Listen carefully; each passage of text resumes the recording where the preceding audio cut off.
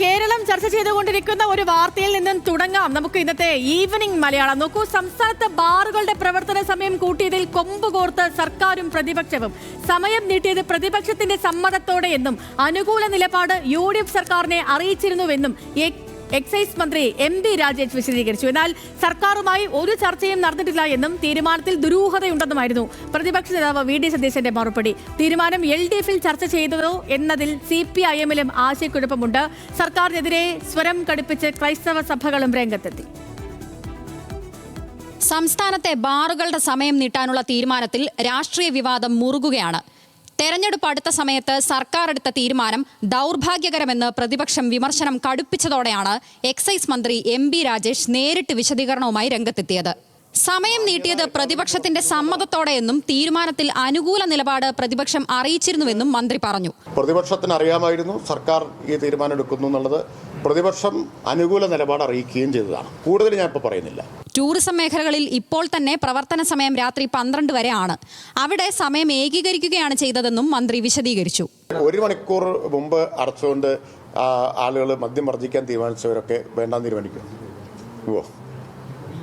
ഒരു മണിക്കൂറിനെ ആശ്രയിച്ചാണോ ഈ മദ്യവർജനം നിൽക്കുന്നത്? എന്നാൽ മന്ത്രിയെ തള്ളി പ്രതിപക്ഷം രംഗത്തെത്തി. സമയം ഏകീകരിക്കാൻ ശ്രമം നടക്കുന്നത് അറിയാമായിരുന്നുവെന്നും സർക്കാർ ഒരു ചർച്ചയും നടത്തിയിട്ടില്ലെന്നും പ്രതിപക്ഷ നേതാവ് VD സതീശൻ പറഞ്ഞു. സമയം ഏകീകരിക്കാനുള്ള ശ്രമം നടക്കുന്നുണ്ടെന്ന് ഞങ്ങൾക്ക് അറിയാമായിരുന്നെന്ന് എൻ്റെ രാവിലത്തെ സ്റ്റേറ്റ്മെന്റിലുണ്ട്.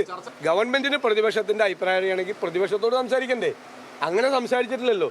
എക്സൈസ് മന്ത്രി സംസാരിച്ചിട്ടില്ലല്ലോ. ഞങ്ങളോട് ഫോണിൽ പോലും സംസാരിച്ചിട്ടില്ല. ഏത് പ്രതിപക്ഷമാണ് അറിഞ്ഞതെന്നായിരുന്നു PK കുഞ്ഞാലിക്കുട്ടിയുടെ മറുചോദ്യം. ഞാൻ അറിഞ്ഞുകൊണ്ടുള്ള ചർച്ചയില്ല. പിന്നെ ഞങ്ങളുമായിട്ട് ഒരു ചർച്ച നടന്നിട്ടുണ്ടാവാൻ സാധ്യതയില്ല. മുന്നണിയിൽ ചർച്ച ചെയ്യാതെയാണോ സർക്കാർ തീരുമാനമെടുത്തത് എന്നതിലും അവ്യക്തത തുടരുകയാണ്. വിവരമറിഞ്ഞത് പത്രമാധ്യമങ്ങളിലൂടെയാണെന്നും തീരുമാനമെടുത്തതിൽ തെറ്റില്ലെന്നുമായിരുന്നു LDF കൺവീനർ TP രാമകൃഷ്ണന്റെ പ്രതികരണം.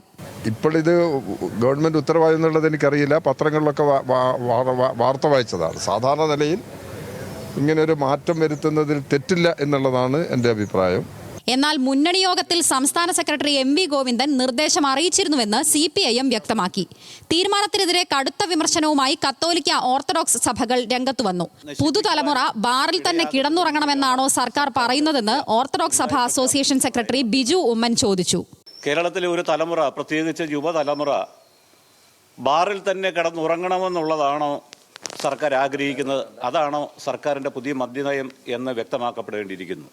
1000-ഓളം വരുന്ന ബാർ മുതലാളിമാർക്ക് വേണ്ടി ഒരു തലമുറയെ വിറ്റുതുലയ്ക്കുക എന്ന് പറയുന്നത് ഈ സംസ്ഥാനത്തോട് സർക്കാർ ചെയ്യുന്ന ഏറ്റവും വലിയ അപജയമാണ്. നിയമസഭാ തെരഞ്ഞെടുപ്പ് പ്രഖ്യാപിക്കാൻ ദിവസങ്ങൾ മാത്രം അവശേഷിക്കെ ബാറുകളുടെ സമയം വർദ്ധിപ്പിച്ചതുൾപ്പെടെ മിന്നൽ വേഗതയിലുള്ള നയം മാറ്റം തെരഞ്ഞെടുപ്പ് ഡീലായി പൊതുസമൂഹം കണ്ടാൽ കുറ്റം പറയാനാവില്ലെന്നായിരുന്നു KCBC മദ്യവിരുദ്ധ സമിതിയുടെ വിമർശനം. ഒരു വശത്ത് മദ്യവർജനത്തെക്കുറിച്ച് പറയുന്ന സർക്കാർ, മറുവശത്ത് മദ്യത്തിന്റെ ലഭ്യത വർദ്ധിപ്പിക്കുകയാണെന്ന് Changanassery archbishop Mar Thomas Tharayil കുറ്റപ്പെടുത്തി. തെരഞ്ഞെടുപ്പ് അടുത്തിരിക്കെ ക്രൈസ്തവ സഭകളെ അനുനയിപ്പിക്കാൻ സർക്കാർ എന്ത് നിലപാട് സ്വീകരിക്കും എന്നതും നിർണായകമാകും. വിവിധ ബ്യൂറോകൾക്കൊപ്പം ന്യൂസ് ഡെസ്ക്, ന്യൂസ് മലയാളം.